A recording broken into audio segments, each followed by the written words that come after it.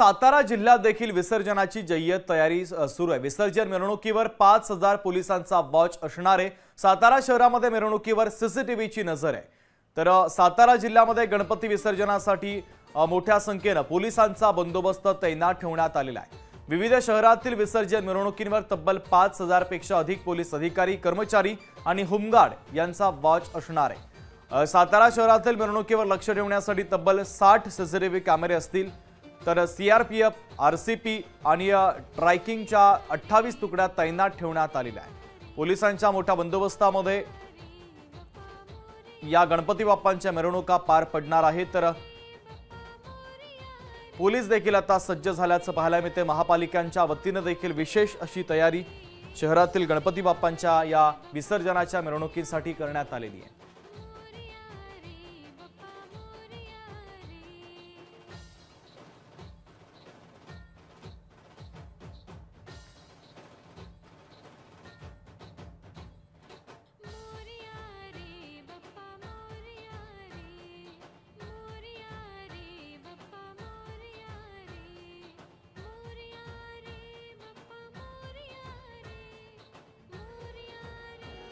तर साताऱ्यामधील ही पहिली दृश्य आपण पाहतोय। साताऱ्यामध्ये गणेश विसर्जनाच्या मिरवणुकीसाठी पोलिसांचा तगडा बंदोबस्त आपल्याला पाहायला मिळतोय। तर दुसरीकडे पुण्यातील ही लगबग आपण पाहतोय। पुण्यामध्ये गणपती बाप्पांच्या विसर्जनाची लगबग आता सुरू झालेली आहे।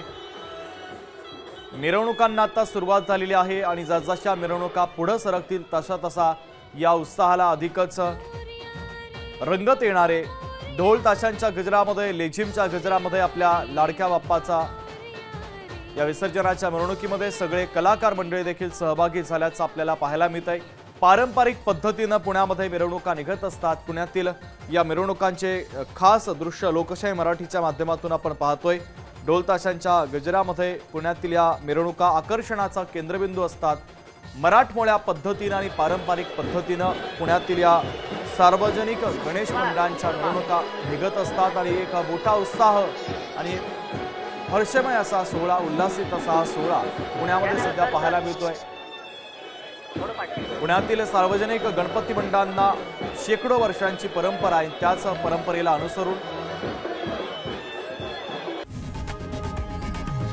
लोकशाही मराठी ऐका, पहा, जागरूक रहा।